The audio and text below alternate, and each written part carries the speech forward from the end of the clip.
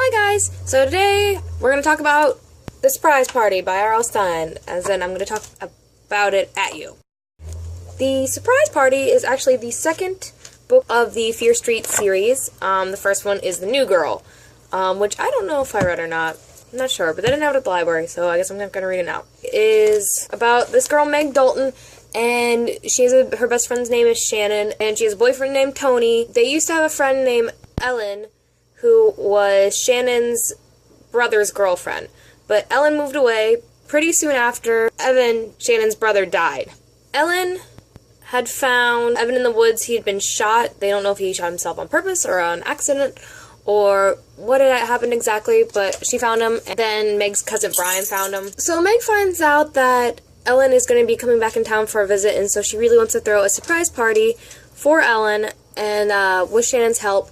And Shannon doesn't really seem into it, and her boyfriend Tony is like, I don't really care. But Meg starts getting these weird phone calls, like warning her don't have the party, and she's sitting in study hall one day, and she gets a message from the office, and she goes to check, and there's no message there, and when she comes back to her desk, the invitations for the party are all, like, cut up on her desk. She thinks it's her friend Shannon at first, because she knew Shannon was really against the party, but when she confronts Shannon about it, she realizes it isn't Shannon. Then she thinks it might be her cousin Brian. Then she almost gets run over by a car.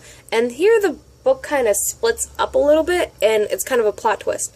Because the book starts getting told by Tony's perspective, Meg's boyfriend. So it turns out that Tony is the one who doesn't want the surprise party to go on because he was involved with Evan's death. Somehow he pretty much killed Evan. They were out in the woods, and Ellen had seen him and Evan struggling over the rifle because they got in a fight, because Ellen and Tony were messing around behind Meg's back, and she was breaking up with Evan. Evan had taken a rifle out to the woods, and they followed him, and then Tony and him started scuffling for the gun, and it went off, I guess. So Tony had kind of murdered Evan.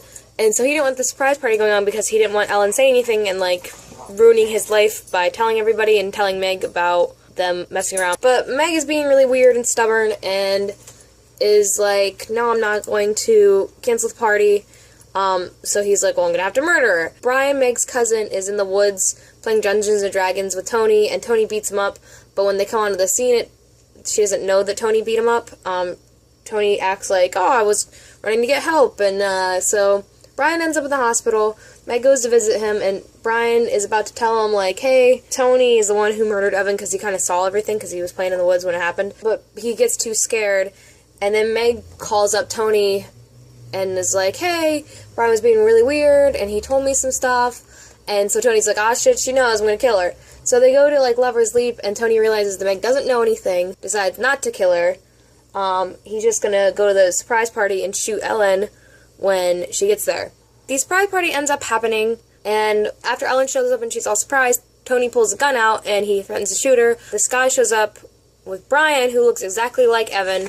It turns out that is Mike, Shannon and Evan's brother, and it freaks Tony out, and he gets distracted, and this meathead that's been hitting on Shannon the entire book, he was like, and he kidnaps Meg and Ellen and takes them downstairs, and I don't know if he told them before this, like at the party, or while they're downstairs, but he actually confesses to killing Evan. When Evan and Tony were wrestling with the gun, it went off, but it just threw him back against a tree and hit his head, but Ellen and Tony thought he was dead, and they left the woods. Dwayne was out there lurking. He saw the whole thing, and he was mad because Evan never let him date his sister, and he decides to shoot him and kill him instead. Ellen distracts Dwayne. While he's distracted, Meg takes a frying pan off the wall because they're down in the cellar that used to be a kitchen, whatever, and hits him in the head with a frying pan. While he's passed out, they run upstairs, and the police come, and they take Dwayne away. They decide to send Tony away to, like, some psychiatric hospital, because he really didn't commit any crimes, except for beating up Brian. Dwayne, I guess, goes to jail. Meg starts dating the Mike guy, and that's how the book ends. So, I thought, because this was the second Fear Street book, that this was gonna be, like,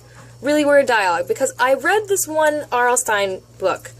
I think it was called Blind Date or Date Night, and the dialogue in that was freaking horrible. It was like, the sentences were weird and stuff that people wouldn't say, and they were poorly put together, and so I thought that the dialogue was going to be like this. So far, I haven't read an R.L Stine book where the dialogue has been that bad, and I know it was a later book, So I thought the dialogue was going to be like that in this. It wasn't like that in this. It got a little repetitive, though, when Tony and Meg, they had at least 3 or 4 arguments about her not having the party. You should stop the party because you're getting all these threats. And she's like, no, I want to be stubborn. And so that got boring with those. And then the twists were okay, but it kind of got, like, not interesting with all the different twists. And so overall, I really didn't like this one that much. Party Summer is still my favorite so far. Right now, I'm working on The Stepsister.